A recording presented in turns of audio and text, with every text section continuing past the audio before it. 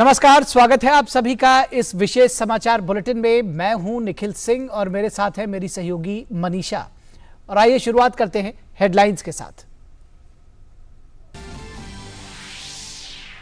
3 दिन के पूर्वोत्तर दौरे पर गृह मंत्री अमित शाह सिक्किम में सहकारी डेयरी सम्मेलन का किया उद्घाटन। अब असम में कई महत्वपूर्ण बैठकों और कार्यक्रमों में होंगे शामिल।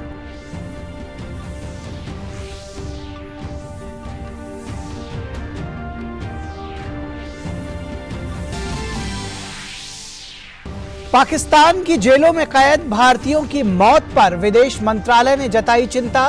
गैर कानूनी ढंग से हिरासत में रखे गए सभी भारतीयों को तुरंत रिहा करके भारत भेजने की पाकिस्तान सरकार से अपील।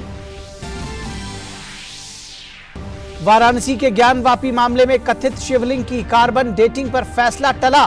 11 अक्टूबर को होगी अगली सुनवाई।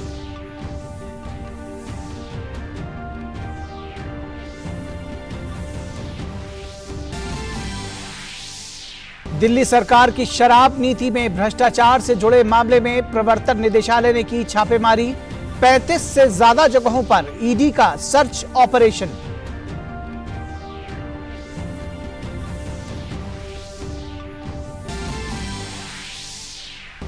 वर्ष 2022 के लिए नोबेल शांति पुरस्कार की घोषणा। बेलारूस के मानवाधिकार अधिवक्ता एलेस बियालियात्स्की, रूस के मेमोरियल और यूक्रेन के सिविल लिबर्टीज को संयुक्त रूप से पुरस्कार देने का फैसला।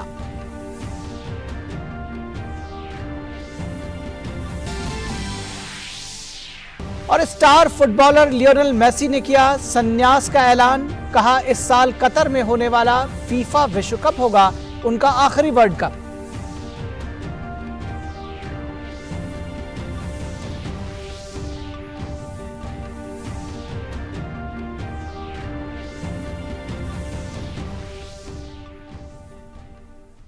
और आइए खबरों को विस्तार से देखते हैं। गृह मंत्री अमित शाह का पूर्वोत्तर का 3 दिन का दौरा आज से शुरू हो गया है। यात्रा के पहले चरण में अमित शाह आज सिक्किम पहुंचे। यहां उन्होंने गंगटोक में सहकारी डेयरी सम्मेलन का उद्घाटन किया। इस अवसर पर उन्होंने सिक्किम राज्य को पूर्व का स्विट्जरलैंड बताया और कहा कि यह अब सहकारिता का भी केंद्र बनना चाहिए। उन्होंने कहा कि 70% दूध असंगठित तरीके से मार्केट में जाता है। ये हमारी बहुत बड़ी कमजोरी है। विश्व में भारत के डेयरी उत्पाद को एक्सपोर्ट कर मुनाफा किसानों को दिया जाएगा। सहकारिता इतना मजबूत हो कि विदेशी कंपनियां यहां ना आ सकें। उन्होंने कहा कि अभी 12% दुग्ध उत्पादन की नॉर्थ ईस्ट से देश में हिस्सेदारी है। इसको हमें 20% तक पहुंचाना है।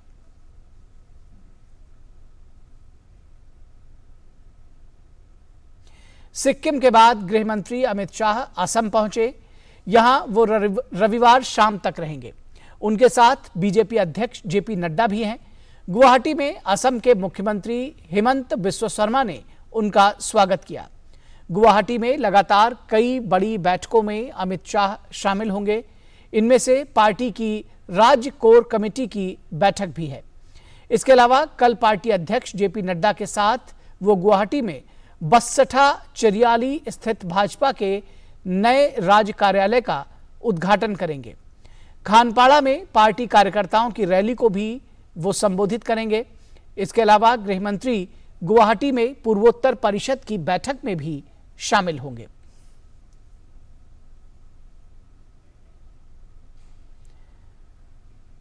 प्रधानमंत्री नरेंद्र मोदी ने दिवंगत कर्नल रिटायर्ड एच.के. सचदेव की पत्नी उमा सचदेव से मुलाकात की। 90 वर्षीय उमा सचदेव ने प्रधानमंत्री को अपने पति द्वारा लिखित 3 पुस्तकें भेंट की।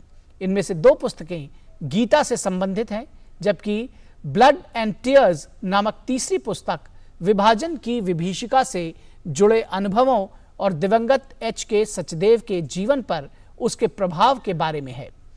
पीएम मोदी और उमा सचदेव की बातचीत में 14 अगस्त को विभाजन विभीषिका दिवस के तौर पर मनाने के देश के फैसले का भी जिक्र हुआ।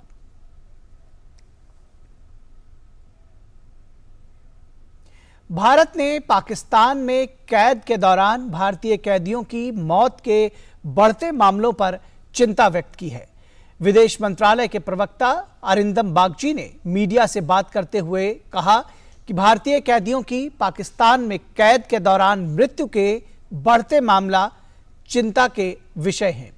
उन्होंने कहा कि भारतीय कैदियों की सुरक्षा का मुद्दा इस्लामाबाद में भारतीय हाई कमीशन के जरिए बार बार उठाया गया है। उन्होंने कहा कि पाकिस्तान सरकार से अपील है कि सभी भारतीय कैदियों को तुरंत रिहा करके भारत भेजा जाए। अरिंदम बागची ने बताया कि पिछले 9 महीने में पाकिस्तान के हिरासत में 6 भारतीय लोगों की मौत हुई है, जिसमें से 5 मछुआरे थे। इन सभी 6 लोगों ने अपनी सजा पूरी कर ली थी। भारत के द्वारा उनकी देश वापसी की अपील के बावजूद उन्हें गैर कानूनी ढंग से हिरासत में रखा गया। म्यांमार में फंसे लोगों की स्थिति पर बात करते हुए विदेश मंत्रालय के प्रवक्ता ने बताया कि म्यांमार में फंसे लगभग 50 लोगों को निकाला गया है। कुछ लोग म्यांमार पुलिस के पास हैं क्योंकि वे अवैध तरीके से वहां गए थे। उन्हें वापस लाने की कोशिश की जा रही है। इसके अलावा कुछ और लोग अभी भी बंदी हैं, जिन्हें निकालने की कोशिश की जा रही है। ज्ञानवापी मस्जिद में कथित शिवलिंग की कार्बन डेटिंग करवाए जाने के फैसले को वाराणसी की अदालत ने टाल दिया है। अब मामले की अगली सुनवाई 11 अक्टूबर को होगी। सुनवाई के बाद आज हिंदू पक्ष के वकील विष्णु जैन ने मीडिया में जानकारी दी कि मुस्लिम पक्ष ने शपथ पत्र में इसे वजू खाना बताया है और वह भी चाहते हैं कि यह साफ हो कि वह फव्वारा है या शिवलिंग है। कोर्ट ने हिंदू पक्ष की एएसआई की जांच की बात मान ली है।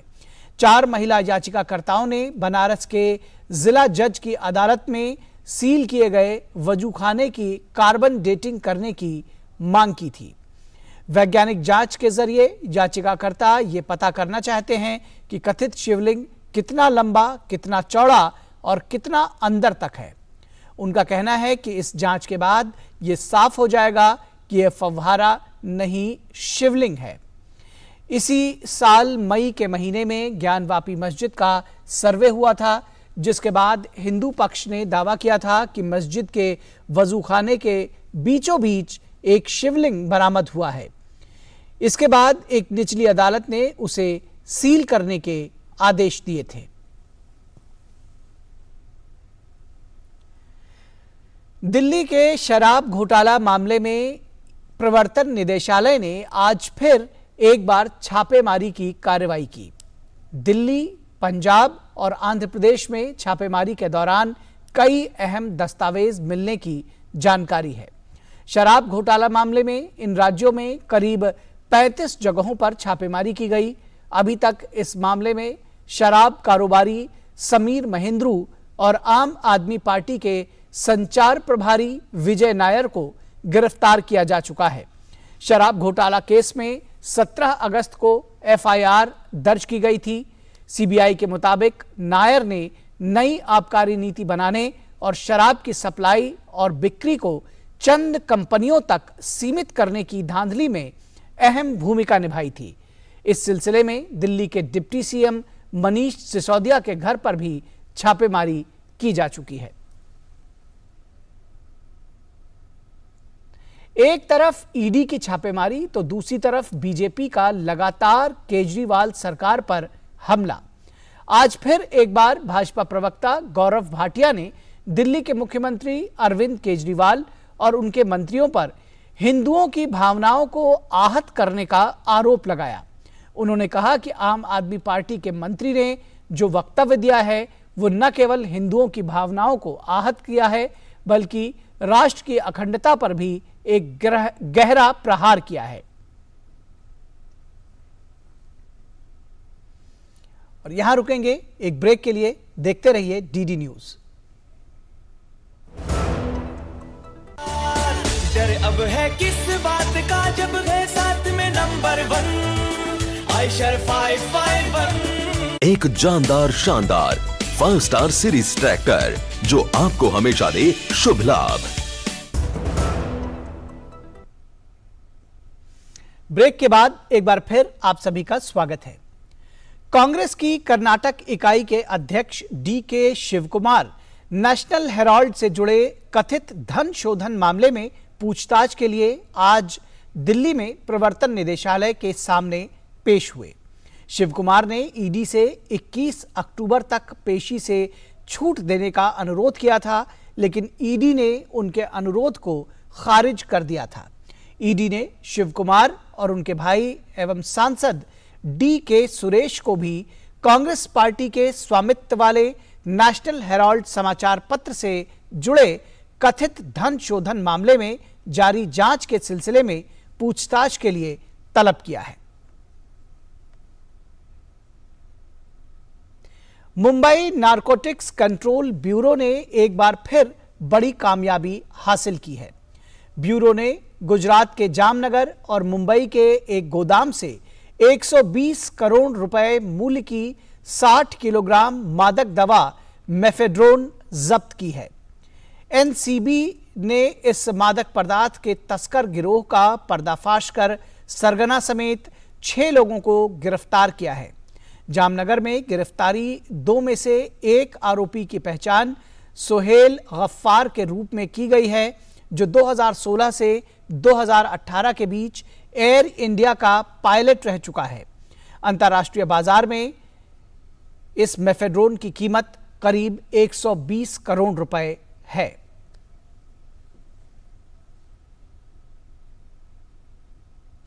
महाराष्ट्र के मुख्यमंत्री एकनाथ शिंदे के गुट ने शिवसेना के धनुष और तीर के चुनाव चिन्ह पर दावा किया हुआ है। इसके लिए चुनाव आयोग ने उद्धव ठाकरे गुट से शनिवार दोपहर 2 बजे तक जवाब देने को कहा है। चुनाव आयोग ने पहले दोनों गुटों से 7 अक्टूबर तक अपनी बात रखने और लिखित बयान देने को कहा था, ताकि मामले की सुनवाई शुरू की जा सके। शिंदे गुट ने 4 अक्टूबर को एक पत्र में चुनाव आयोग से उसकी चुनाव चिन्ह वाली याचिका पर तत्काल सुनवाई करने और 3 नवंबर को होने वाले अंधेरी पूर्व सीट के उपचुनाव से पहले चुनाव चिन्ह आवंटित करने का अनुरोध किया, ताकि चुनाव चिन्ह के दुरुपयोग से बचा जा सके। इस साल मई में शिवसेना विधायक रमेश लटके के निधन के बाद ये सीट खाली हुई थी।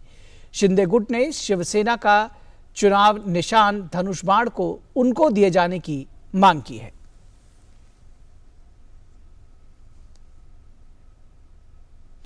उत्तर काशी में द्रौपदी का डांडा की चोटी पर हिमस्खलन की चपेट में आए 7 और प्रशिक्षु पर्वतारोहियों के शव आज दोपहर तक खोज बचाव दल ने बरामद किए हैं। इस तरह अब तक कुल 26 शव बरामद हुए हैं। बाकी लापता 3 पर्वतारोहियों की तलाश जारी है। नेहरू पर्वतारोहण संस्थान का 42 सदस्यीय दल 23 सितंबर को द्रौपदी का डांडा DKD में प्रशिक्षण के लिए गया था। 4 अक्टूबर को यह दल बर्फीले तूफान की चपेट में आ गया था। उस दिन से रेस्क्यू ऑपरेशन शुरू किया गया, जो अभी तक जारी है। खोज अभियान में नेहरू पर्वतारोहण संस्थान, SDRF और Jammu Kashmir high altitude warfare school Gulmarg की 14 सदस्यीय टीम शामिल है।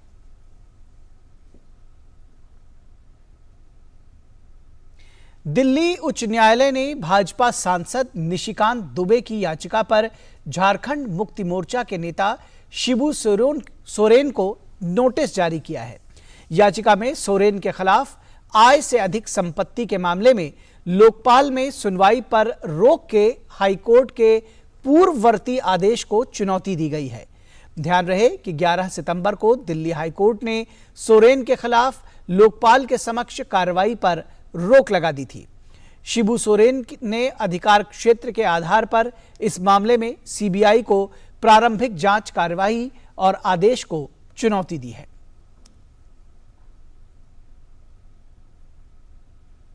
कल 8 अक्टूबर को वायुसेना दिवस है और उससे पहले आज सीडीएस जनरल अनिल चौहान और तीनों सेनाओं के प्रमुखों ने दिल्ली में राष्ट्रीय समर स्मारक पर देश की सेवा में अपना सर्वोच्च बलिदान देने वाले रणबांकुरों को श्रद्धांजलि अर्पित की। इस साल के वायुसेना स्थापना दिवस का मुख्य समारोह चंडीगढ़ में आयोजित होगा। 8 अक्टूबर 1932 को भारतीय वायुसेना की स्थापना हुई थी और इसे तब से मनाया जाता है। जम्मू कश्मीर के सुंजवान क्षेत्र में अग्निवीर भर्ती रैली निकाली गई। भर्ती ये शामिल होने के लिए काफ़ी संख्या में युवा इसमें पहुंचे हैं। एक उम्मीदवार ने बताया कि यहां 200 बच्चों का ग्रुप आया और बच्चों ने अच्छा जोश दिखाया। जिन बच्चों ने अच्छी मेहनत की थी उनका प्रदर्शन भी बेहतर रहा। यहां जितने बच्चे आए उन सब में अच्छा जोश दिखा।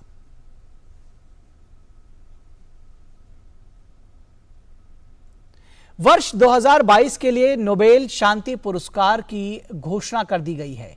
बेलारूस के मानवाधिकार कार्यकर्ता एलेन बियालियात्स्की, रूस के मानवाधिकार संगठन मेमोरियल और यूक्रेन के मानवाधिकार संगठन सिविल लिबर्टीज को इस बार का नोबेल पीस प्राइज संयुक्त रूप से देने का ऐलान किया गया है। सम्मान की घोषणा के साथ नोबेल प्राइज कमेटी ने अपने बयान में कहा है कि पीस प्राइज से सम्मानित व्यक्ति और संस्थाएं अपने अपने देशों में सिविल सोसाइटी का प्रतिनिधित्व करती हैं। उन्होंने सालों तक सत्ता की आलोचना के अधिकार, नागरिकों के बुनियादी अधिकारों के संरक्षण के लिए काम किया है। उन्होंने युद्ध अपराधों और सत्ता के दुरुपयोग के मामलों के डॉक्यूमेंटेशन के लिए बेहतरीन काम किया है। वे शांति और लोकतंत्र के लिए सिविल की अहमियत को दिखाते हैं। और कद्दू या कोहड़ा आम किस्म की सब्जियों में शुमार किया जाता रहा है, लेकिन अब यह सब्जी अमेरिका की अर्थव्यवस्था में भी महत्वपूर्ण भूमिका निभाने को तैयार है। यहां कद्दू से निर्मित मसालों और अन्य वस्तुओं का उद्योग $500 मिलियन तक पहुंच गया है। अमेरिका के विभिन्न प्रांतों में सुगंधित ऑरेंज कलर के चमकीले कद्दू मार्केट में अपनी खास जगह बना चुके हैं। खास बात है कि ये कद्दू 12 मासी होते हैं और बाजार में इनकी लोकप्रियता के सबब कद्दू उत्पादक इनकी खेती भी बड़े शौक से करते हैं। इस कद्दू से डोनेट्स, ड्रिंक्स, साबुन, मसाले और विभिन्न प्रकार की साबुत मसाले, माफ कीजिएगा, और उसके साथ ही विभिन्न प्रकार की वस्तुएं बनाई जा रही हैं। और इसकी वजह से कई बड़ी कंपनियां भी इसकी फार्मिंग में हाथ आजमा रही हैं। अकेले स्टारबक्स नाम की कंपनी कथित तौर पर सालाना 20 मिलियन कद्दू मसाले के बेच देती है। मार्केट में कद्दू से निर्मित सामानों की संख्या और पंपकिन के साथ लोगों की सेल्फी उनकी लोकप्रियता को दर्शाने के लिए काफी है।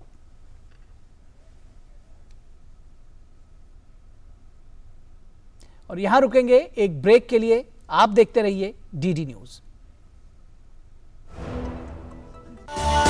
डर अब है किस बात का जब है साथ में नंबर 1 आयशर 551। एक जानदार शानदार 5 स्टार सीरीज ट्रैक्टर जो आपको हमेशा दे शुभ लाभ। ब्रेक के बाद एक बार फिर आप सभी का स्वागत है। बांग्लादेश के सिलहट में खेले गए महिला एशिया कप में पाकिस्तान ने भारत को 13 रन से हरा दिया है। पाकिस्तान की टीम ने टॉस जीतकर बल्लेबाजी का फैसला किया और निर्धारित 20 ओवर में 6 विकेट के नुकसान पर 137 रन बनाए। पाकिस्तान की ओर से निदा डार ने अर्धशतकीय पारी खेली। वहीं भारत की ओर से दीप्ति शर्मा ने 3 और पूजा वस्त्राकर ने 2 विकेट चटकाए। जवाब में भारतीय टीम 124 रन ही बना पाई और पाकिस्तान ये मैच जीतने में कामयाब रहा। अर्जेंटीना के कप्तान और दुनिया के दिग्गज फुटबॉलर्स में शुमार लियोनेल मेसी ने ऐलान किया है कि इस साल कतर में होने वाले फीफा विश्व कप उनका आखिरी विश्व कप होगा। मेसी ने एक साक्षात्कार में इसकी जानकारी देते हुए कहा कि निश्चित रूप से ये उनका आखिरी विश्व कप होगा। 35 वर्षीय मेसी अर्जेंटीना के लिए 4 वर्ल्ड कप खेल चुके हैं। 2022 में होने वाला वर्ल्ड कप उनका 5वां फीफा वर्ल्ड कप होगा। मेसी ने अर्जेंटीना की सीनियर टीम के लिए 2005 में डेब्यू किया था और अब तक 164 मैचों में 90 गोल कर चुके हैं।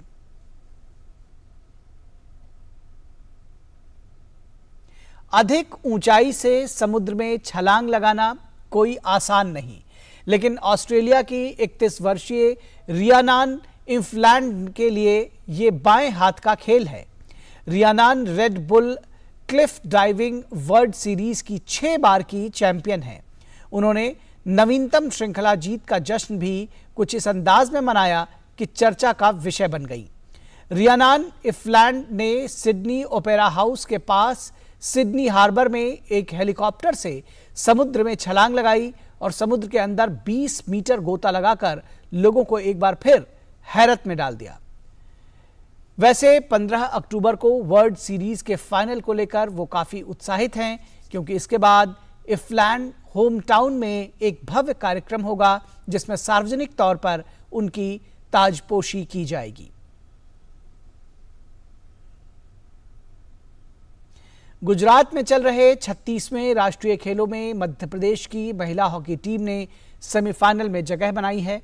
आज खेले गए पहले क्वार्टर फाइनल में मध्य प्रदेश ने ओडिशा को पर 4-2 से जीत दर्ज कर सेमीफाइनल में जगह पक्की की। महिला हॉकी के दूसरे क्वार्टर फाइनल में हरियाणा की टीम ने कर्नाटक को हरा दिया। इस एक तरफा मैच में हरियाणा की टीम ने कर्नाटक को 6-0 के बड़े अंतर से मात देकर सेमीफाइनल में जगह बनाई। एक्वेटिक्स में स्प्रिंग बोर्ड इवेंट में महाराष्ट्र की मेधाली रेडकर ने स्वर्ण पदक जीत लिया है। वहीं गुजरात की आशना चेवली ने रजत पदक जीता है। स्प्रिंग बोर्ड इवेंट में कांस्य पदक महाराष्ट्र की ही रुतिका श्रीराम ने अपने नाम किया।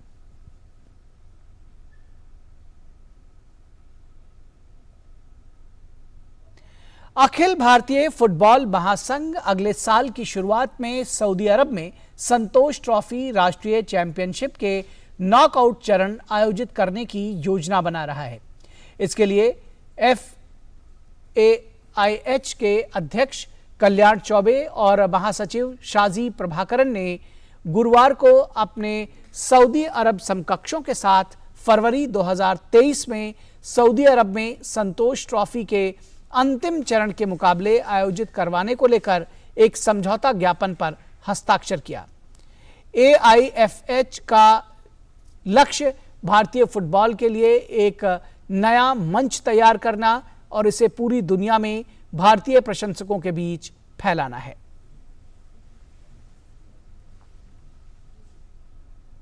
विजयदशमी के अगले दिन भरत मिलाप की परंपरा है।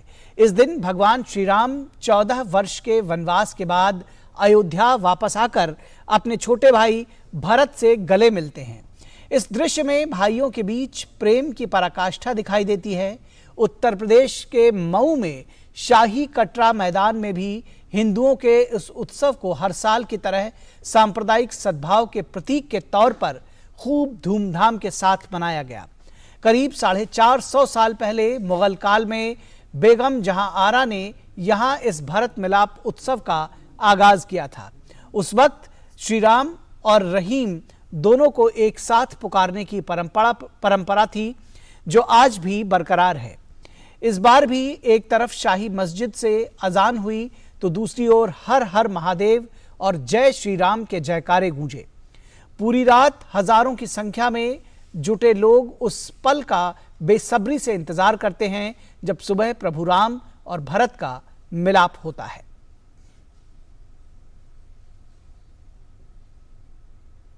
तो इस समाचार बुलेटिन में बस इतना ही। हमारी पूरी टीम को दीजिए इजाजत। नमस्कार।